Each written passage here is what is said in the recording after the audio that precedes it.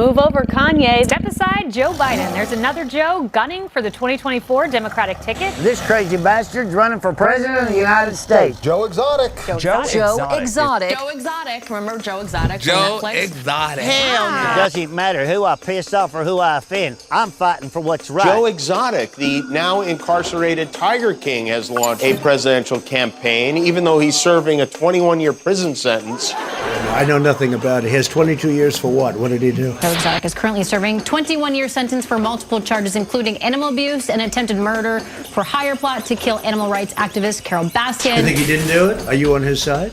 Are you recommending a pardon? Gay, lesbian, bisexual? I don't give a fuck. Would you recommend a pardon? To all you lawmakers out there, I got a gift for you so you can clean your dicks out before you butt fuck the rest of this country. I'll take a look. Is that Joe Exotic? That's Joe Exotic. Let's put a stop to some of this crooked shit going on in this country. Well, we got friendship bracelets too, bitch. How about that? Put aside the fact that I am gay and that I am in prison for now. They have taken everything I've ever worked for, and it's time we take this country back. He said I'm gay, but vote for me. Take this country broke back again.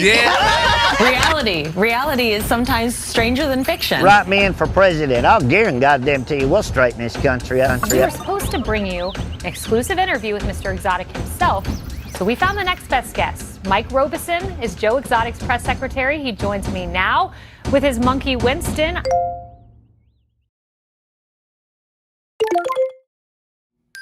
Alan, Joe is unavailable to do interviews right now. He's currently being tortured in solitary confinement. His presidential press secretary can do the interview on Joe's behalf. How about Tuesday, 6 p.m. Central?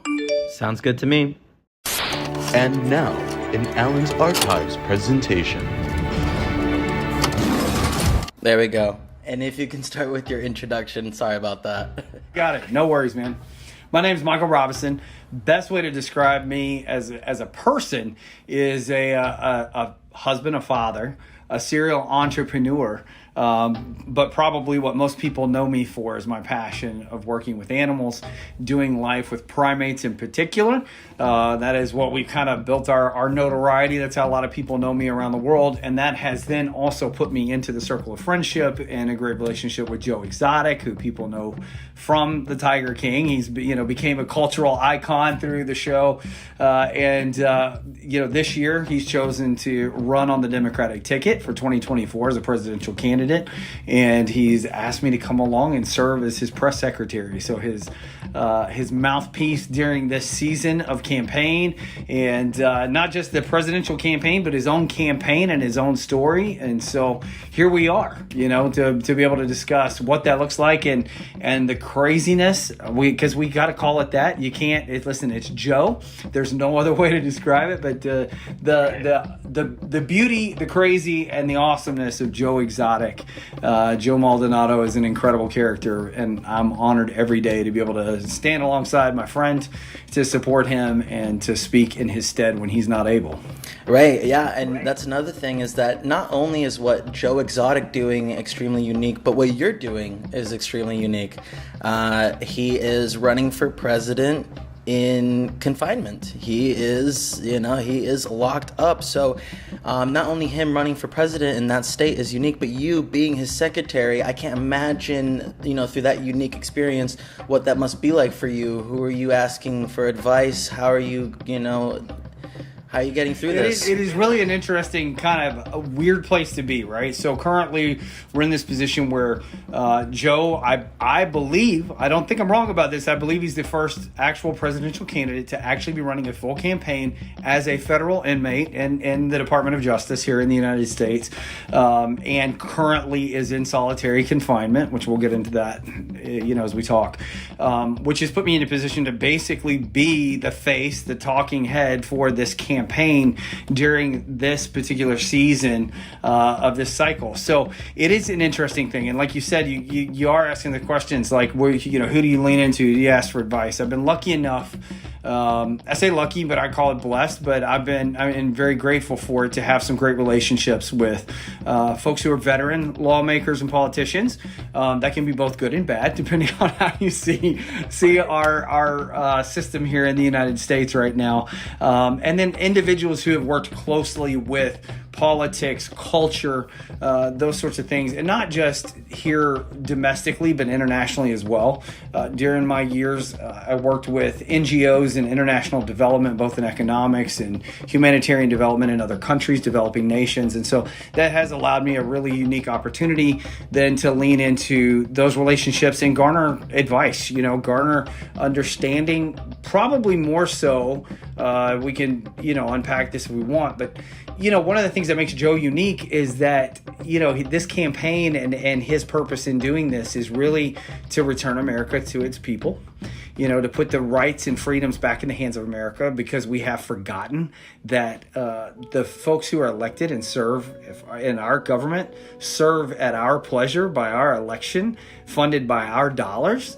And we do not work for them or serve them. They actually work for us and serve us. And so, what's interesting is that we can lean into political policy or strategy or all those sorts of things. But the reality is we need to lean back into human nature, which is we take back our rights and freedoms. So for me, leaning into those, the advice or the input of the veterans in that space is to garner wisdom that I don't have, because they've done it longer, to understand or have perspective or insights that I wouldn't have. But when it comes to strategy or purpose, and what Joe has set this campaign forth to do, and what our team is doing, is to lean into our natural inclination of fighting for, preserving, and defending our inalienable rights as human beings. Right. I'm so glad you brought that up, because you were, talking about his purpose, right, for doing all this. I would like to know, as you must know, a lot of people think it's a joke, and he's been having to make a point to say, no, I am serious about this. So what makes this not a joke? What is that purpose that Joe is going for that we should take seriously? What are some of those examples? I think there are three main things that are really important with Joe's purpose and campaign for 2024. Number one, it is giving America back to its people, right? This is a nation, and we often forget this, because the talking point in America today is defend our democracy. We are a democratic system that supports a constitutional republic. And that constitution, it supports a governance for the people and by the people, which is a republic. And we forget that. We have a democratic process for election and selection of our leadership, but the Constitution itself supports our inalienable rights to live with the freedom of faith, the freedom of home, the freedom of business, the right to bear arms, all of these things that are protected. Those rights are not given to us by the Constitution. They are protected by the Constitution. And so for Joe, the number one thing is to return America to its people, and those rights that are inherently ours, not given by a document, not given by a government, but inherently ours as human beings, and to remind America first that it belongs to us. So that is the first thing. The second thing that I think is really important that Joe stands for is reducing government. Right? So one of the things that this nation was founded on was the idea of the reduction of governing bodies, right? We left Europe the founding fathers left Europe for taxation without representation, over governance, overbearing, state legislating faith and religion and school and education and all these things that sadly we have become as a nation. And so for Joe, it is to reduce that, again, for the purpose of that number one thing, to return America back to its people. And then thirdly, which I'm super passionate about, has a lot to do with Joe's story, is also in that reduction of government is eliminating the agencies themselves that overgovern America. That would be anything that falls under the alphabet category, right? The CIA, FBI, ATF, IRS, all DOJ. These. Yes, everything in itself that is identified by an alphabetical acronym to exist is an overbearing, non-legislative and yet legislatively active branch of our government that is non-elected for the most part, and has an overbearing existence in our our reality as human beings and American citizens. And so for Joe, his purpose in doing this is to say, it's time to wake up as America. It's time for us to take this nation back. And if that means something has to essentially, for lack of a better term, because Joe would say it a lot less eloquently, Joe would say it the way Joe says things, but let it burn to the ground, that it's okay. I've told a number of folks as we've had this conversation in the last week that I think one of the things that I love about Joe is that he doesn't live in what I call the blue ribbon culture where everybody gets a blue ribbon, everybody wins. It's okay to fail. And it's okay for us to fail as a nation. And that scares a lot of people, right? Because we are this great, international power. We were a great international power is a great way to put it. But it's okay for a bank to fail, for a business to fail, for an idea to fail, for a law not to work, for all those things. And we've got to return our nation to a place where it's okay to fail, because failure makes us more resilient. It makes us smarter. It makes us stronger. And it's the reason that we were able to make it, because we had to fight battles we lost in wars that we ultimately were able to win. And so we have to return ourselves as a nation and as a people to a place that it's okay to fail, and that we're strong enough to handle it when we go through it. And so I love that about Joe, because Joe's in a position today where this entire legacy he built for decades as this purveyor of an animal park, protecting endangered species, sharing that beauty and the story of those animals with people, and Joe's life in general, just his freedoms and everything, those are all gone for Joe. They've disappeared. Everybody kind of gets sucked into the character of Joe Exotic. I mean, we fell in love with the character. We love the character. It's fun. It's it's crazy. You don't know what to do with it, and that's why you love it, because you don't have a category for it. I'm from Florida. But there's also Florida, and I just really connected with him. But yeah, here's the thing. I think that there's a lot of misconception too around the persona that you see. Now, Joe's what you see is what you get. There's nothing different on camera, off camera, behind the scenes. Joe's Joe. There's nothing different about Joe when everybody's around or when nobody's around. Joe is Joe, and that's what makes him magical to people. That's why people were attracted, because there is an authenticity to that, right? But there are misconceptions, obviously, not just in Joe's instance of his legal case, his conviction, the things that he's facing, his imprisonment right now, but also just in who Joe is. People have a misconception that because he had this meteoric rise to fame during COVID lockdowns, because Tiger King became this thing, that somehow Joe must have resources, he's wealthy, he's got all this stuff at his disposal. People forget that Joe was already in federal prison when Tiger King hit. That the reality of Tiger King coming to life and becoming what it did actually cost Joe everything. He lost his animal park, he lost any money and any resources, his home, his life. I mean, everything came apart. Joe has nothing to lose at this point. And I think that's what makes Joe a really beautiful figure in today's space when we talk about running for president in 2024, when we talk about your personal agenda. Joe has nothing to lose. He really has nothing to gain. It's not like being in that office. We know, we've watched it, no matter how old you are, no matter how long you've lived on this planet, you watch somebody take office, their 4-year term, they age 25 years. It shaves decades off your life. You don't gain. Now, crooked politicians gain plenty of money, but you don't gain a personal value out of being in that particular space necessarily. So for Joe, it's not about what I gain, and it's definitely not about what you have to lose, because there's nothing to lose. And so for Joe, it is, I will put myself on the line for the American people to step up and defend and return freedoms to the people of this nation.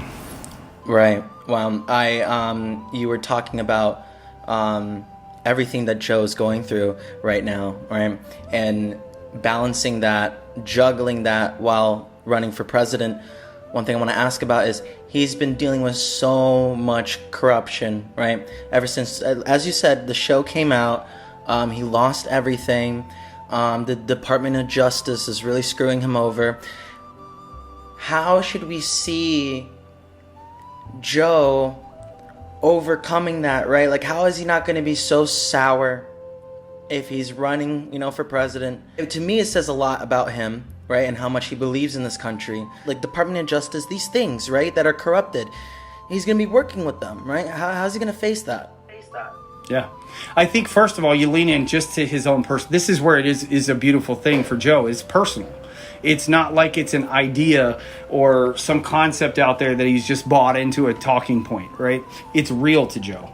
Joe is sitting in prison on a wrongful conviction. You know, folks can get over to Joe's presidential campaign website, JoeExoticTV.com/evidence. They can look at this. Like, we have under affidavit, sworn testimony, documents, audio recordings, hundreds of them, from the very individuals who put him where he is today, admitting to corruption, collusion, false testimony, perjury, all those sorts of things. And the Department of Justice, what people need to recognize, I think we can lay the groundwork to answer the question properly for you, is that people need to look at that to understand that the Department of Justice actually has a reason to ignore what Joe is going through today, because should this get enough attention, they've got essentially mud on their face from this, and they've delayed, like, he's had for 18 months now, he's had an appeal waiting.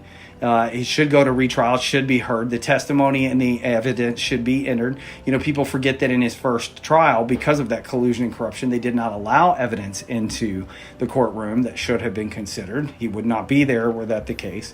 But they're waiting out a statute of limitations so that they can save their own federal agents from being in trouble for having committed these actual crimes, right? So for Joe, it's very personal because he's living it out and he is being used as a pawn to protect the Department of Justice. So for Joe to face it, it's really a matter of, if you are willing to sacrifice me, you can bet when I am on the other side of this coin, I have no qualms about dealing with this. So when Joe makes a statement, because we have a lot of candidates out there in today's race that are talking about reduction of government, let's get rid of all the alphabet agencies, all of this stuff. It's ideology to them. It's not reality, right? Like, these are not individuals who have been subjected to the harsh reality of a corrupt system.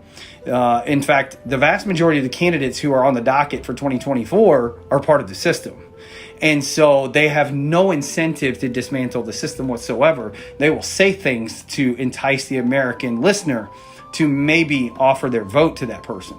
Whereas for Joe, it is intensely personal, and it's not coming out of bitterness. Joe's general heart and attitude, and it's as genuine as it comes. And for those who have the privilege of knowing Joe personally, understand this. Joe's attitude is, if they can do it to me, they'll do it to you.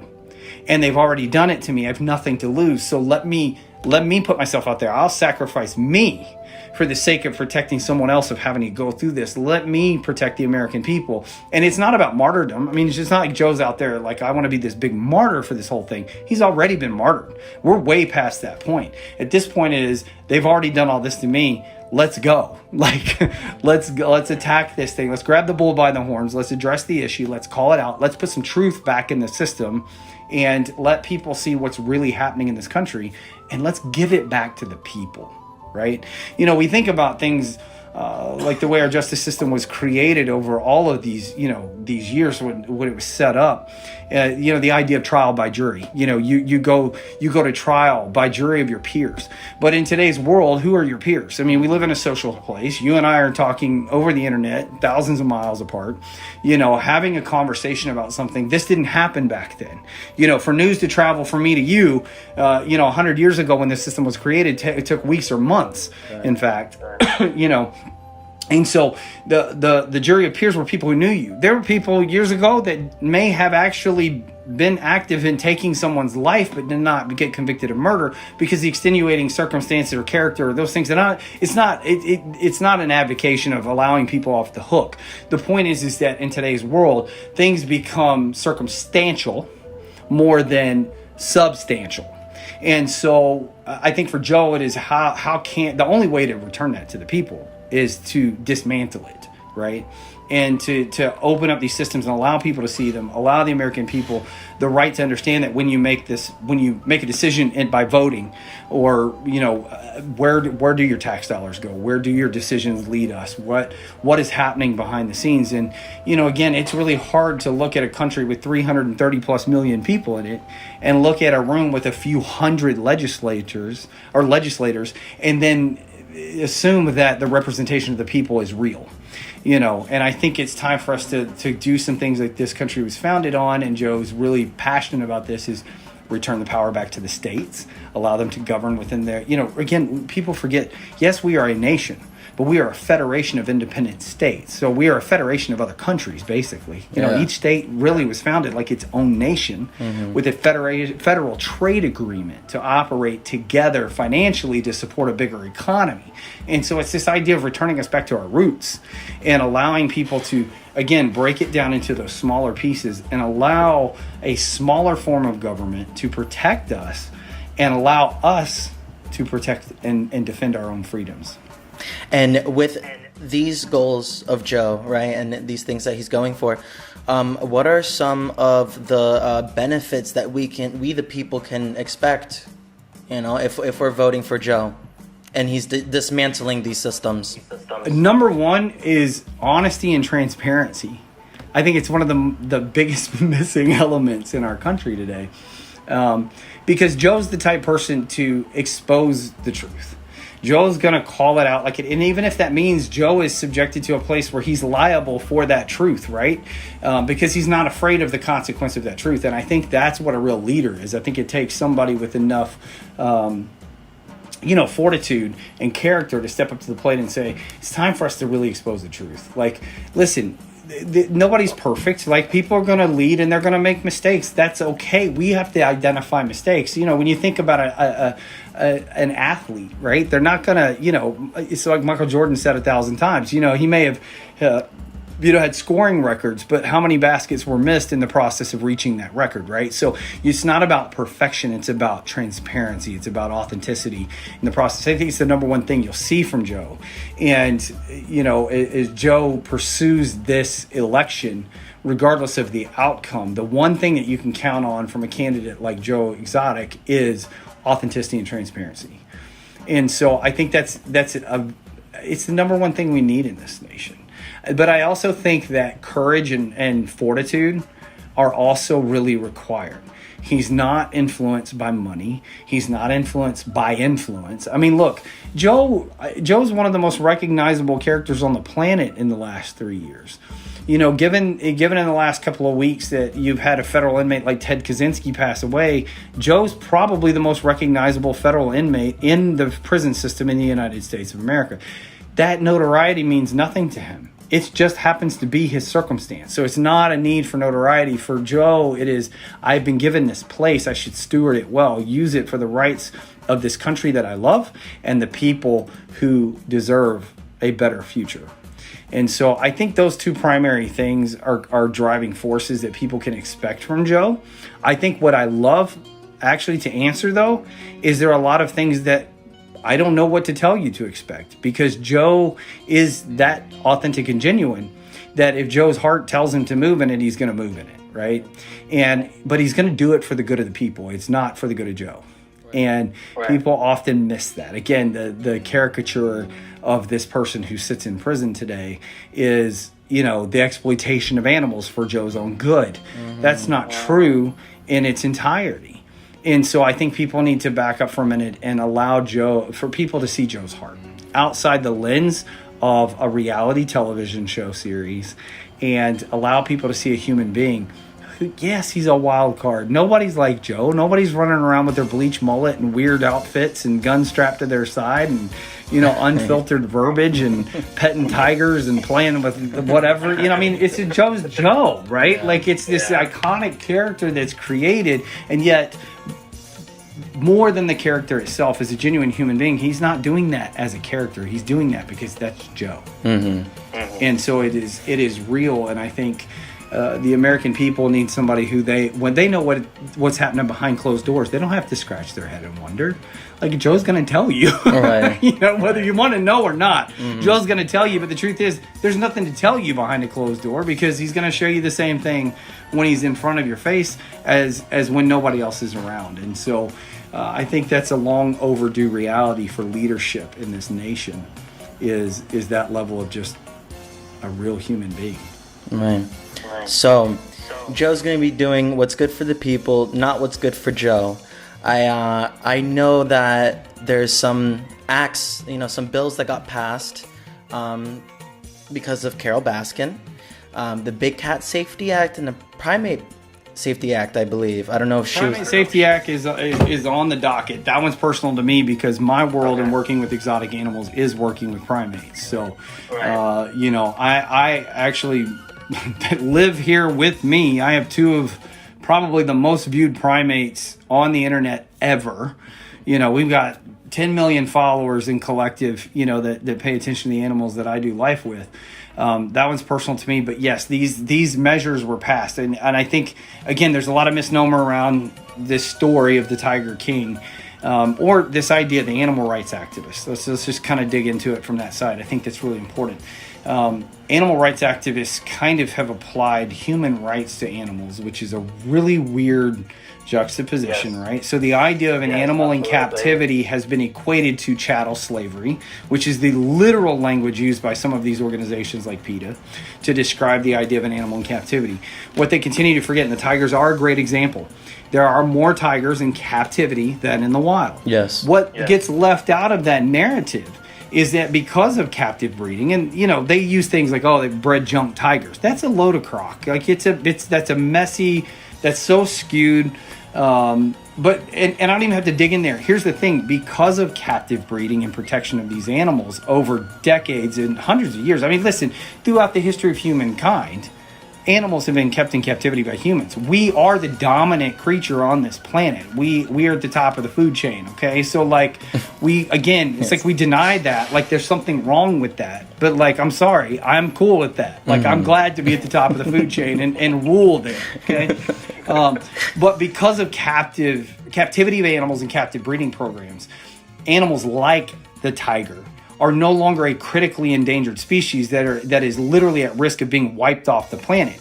They also leave off the fact that there are about 5,000 acres of natural habitat left for tigers on the planet because of the growth of human population. Now, again, this is where you get into muddy waters, right? Like, oh, we're overcrowded. Right. I don't know what part of the world or country you live in, but I can tell you this. I grew up in the South. There's times where I'm out driving, I don't see people for 30 miles. So I'm sorry, but overpopulation, yes, maybe in the cities. Yes, maybe we've congregated and overpopulated in certain metropolitan areas throughout the world.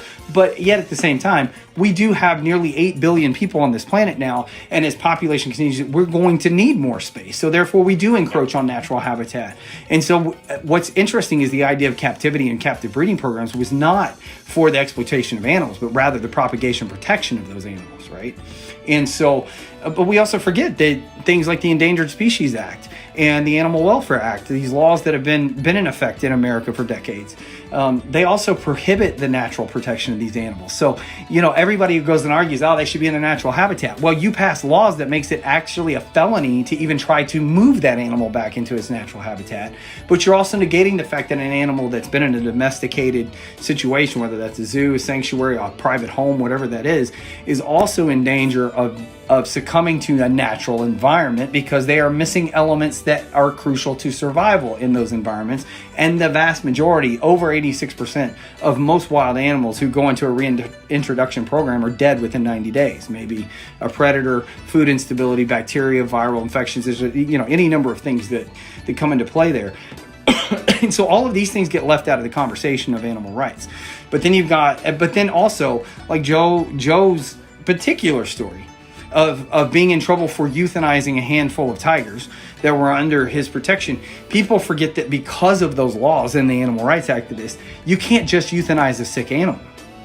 You have to have permissions and all these things. And so Joe's move in a lot of those moments is out of compassion for the animal. Forget the laws. My job is to compassionately care for these animals. And they also leave out the fact that the animals that needed further help that Joe couldn't help at the time, those animal rights organizations who demonized him were the very ones he called and said, help me take care of it. So he's honored the system through the process, but these pieces get left out of the story, therefore creating this persona of a renegade on the wrong side, and the truth is that Joe has done more probably than most human beings on this planet to protect these animals, to honor these animals, and to share them. Now, this is a thing that people will grit back and forth in disagreement, but it's one thing that drives me. I know as we face these laws, the Primate Safety Act was signed into law by President Biden in December of 2022.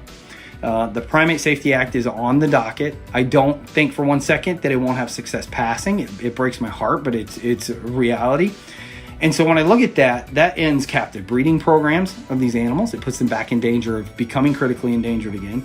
It stops the propagation of them in any educational environment whatsoever. And so what happens is in a generation or two, no human being gets to experience the beauty of these animals, nor to also accept the awe and responsibility of being at the top of the food chain, which gives us the responsibility then to steward the protection long term, to make sure that my grandkids and great grandkids get the opportunity to experience these incredible creatures, right? So that there's never a moment lost on me in doing life with the primates that I have, that when my children or family members right now, eventually my grandchildren, get to experience these animals in a way that very few people on this planet will actually get to instill in them a love and admiration and a respect for nature, for creation, for these animals. And in the name of animal rights, we're wiping out something that is absolutely crucial, but also beautiful. Recently, Marjorie Taylor Greene, she filed for impeachment, right? With not only Biden, also Merrick Garland, all these characters, who do you, since you're close to Joe, who do you see Joe teaming up with, to address these issues, and who is Joe gonna have to, face? He's gonna face everybody. I mean, the reality is you've got a grassroots American candidate who's not a politician, which means it's Joe versus the politicians. I mean, that's the truth of it. And I don't know. It's not that I think that all politicians are bad, or that I think all of those elected officials who sit in the Hill in D.C. Have the wrong agenda or the wrong heart for this country. I know some of them very well, and I do believe there are some good people there. I believe the system's inherently broken. So I think for Joe, the teaming up is going to require Joe to lean into the least and the most unlikely places, because he needs other people that share his heart, right? And he needs people with courage who are not afraid of that system. When I look at it, Marjorie Taylor Greene's going to file articles of impeachment, but the truth is the system's so broken that I don't think anybody's got balls enough anymore to step up and follow through with it.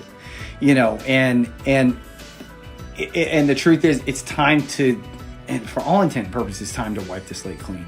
There are a few, there's a lot of individuals with talking points of reduction of government. Like I said, reduction of government are all these things, but it's not personal to them. There are also people that have everything to lose. Their entire career, their persona, their fortune, their whatever it is in their life is built on the idea of being in that system. Whereas for Joe and for a renegade outlier crowd of allies that could lead with him, there is nothing to be lost in losing the system, right? And so, there's folks out there in the political space today that say, oh, when Trump gets a second term, he's going to Schedule F, wipe the slate clean, fire everybody. That comes out of a place of vengeance, not out of a place of, it's a different mindset. And I think for Joe, it's not about the agenda of going in and just getting rid of everybody. It's going in and hitting the reset switch, genuinely hitting the reset switch and returning this nation back to its people. And in order to do that, then the people have to be there to lead, right? So, the fissure in our nation is not racism and sexuality and all these talking points that we have, all these flashpoints in culture today. There's a difference between a ruling elite and the average person. And what that really is just an indicator that the very thing that we came to this continent to establish a new country, we've just returned. History always repeats itself. Should we as human beings not learn and grow in that process? And I fear, sadly, that in the last probably 100 years specifically in this nation, as opposed to learning and growing, we have chosen to lean back into what is comfortable and easy. And we are repeating what led to the foundation of this country to begin with. So the question is, are we going to reset this country, or will there be a mass exodus to start another future story like America? I don't know what that is, and I certainly don't subjugate. My hope is that we are able to reclaim this nation and give it back to the people. So does Joe have a slogan yet? Campaign slogan? You can't silence us. That's his campaign slogan. That's great. And I think that's incredibly, that was something we were already working on before our current situation with Joe being in solitary confinement. And I think it's incredible. I think it's just and I think that's what's important, because so much of today's space and place, whether it's mainstream media, social media, politics, all of those things, is about censorship. It's about the control of free speech. It's a fight over that control. And I think it's time for us to stop silencing each other. And that means, Elon Musk said this when he took over Twitter. Whether you like Elon, whether you don't, whether you agree with Elon, it doesn't matter. He made this comment. The reality of the freedom of speech and not silencing one another means you will be subjected to hearing things you do not like. But the reality is that is what founded this country to begin with, is that a group of men, whether they were all right or all wrong, whether they were pure-hearted or not, got into a room, agreed to disagree, and fought through those differences to establish a set of freedoms that gave us the right to live our life and choose our religion, choose our families, choose our business, build our homes, raise our families with complete autonomy, with the protection of a good financial system that supported the progress and allowed us to flourish as individuals. And so it's going to require us to go back to a place where I'm not offended by everything. I'm willing to speak the truth, and I'm willing to give you that exact same freedom back and not be offended by that. So, it's a talking point, obviously, in today's culture. Joe obviously is, openly gay. I have a husband. I'm openly gay, but it's not a talking point to me. I don't care. And I'm also okay. I grew up in a conservative Christian family in the South. That my having a husband is something that I was told, you don't do that. You don't, you have a traditional family, you have a wife, you have kids, you did. And I followed that rule for a long time. That's the way I built my life. And life changed. It's different, and truth comes out. My thing is, I'm okay with people disagreeing with that. And they have the right to do that. I don't judge them for that. They are not forced into a place to agree that I have a husband and that's just be okay. If they don't like that, that's okay. Yeah. We don't have to do life together. We don't have to be friends. It's the beauty of a big country. That is the beauty of a free world. And so whether it is that conversation, whether it is culture, race, food, politics, it doesn't matter. We can divide over anything in this country. We have to go back to a place where it's okay to be separated on certain things, but be united under the protection of each other's freedom and the inalienable rights as a human being to live your life. That's all. That was the only thing that mattered when this country came into existence. Thank you for that. So, Michael, we got 2 minutes left. I want to know if you can answer this. Sure. What made you say, yeah, I'm going to be Joe Exotic's man. I'm going to be his voice for this? How'd you get here? It's easy, because Joe is an authentic, real human being who is willing to fight for the good of others, regardless of what it costs him. That is a core value to me. The honesty, the transparency, those are core values to me. So it is easy, regardless of what public opinion is, no matter what people think. Like you said, people can look at it and say this campaign is a joke, or it's not real, or it's a parody. It's very real. And regardless of how people see me, I don't care. I care enough about the American people and the country that I was born into to fight to protect our freedoms and our future. And so it's easy to lean into that, to lean my voice into that, regardless of what people think or what they see in the end of this whole thing, to turn around and pay it forward to the American people, because I have been afforded a great life, and it wouldn't have happened anywhere else in the world like it did here. And I fear that the future may not hold that same beauty for others unless we stand up and fight. Thank you so much, Michael. And just to, for a sign off, if you'd like to tell people where to go to get more information about Joe's campaign and also evidence that proves that he's not guilty. Absolutely. Everybody can go over to JoeExotic2024.com. So that's Joe, Joe, 2 E's. So I always have to specify this to make sure people know that. So it's JoeExotic. So JoeExotic2024.com. You can find out about the campaign. You can participate in the campaign if you feel led to donate to that. We are a grassroots campaign. That's the beauty that we want to show people. You don't need millions of dollars to fight for the good of this country and to run a successful campaign. You can step up and move no matter what you have. But they can also go to that same website, so JoeExotic2024.com/evidence. They can look at that. They can understand the corruption, the collusion, the things that have led to Joe being where he is today, and step up and be a voice to fight for Joe's freedom. But it's not just Joe's freedom. If they can do it to Joe, they can do it to you. So the more we fight for one another, the more we guarantee our freedoms for each other. Thank you, Michael. You're the man. Thank you for your time. Absolutely, bro. What this country needs is a president that's gonna say, fuck you, we're not taking this shit no more.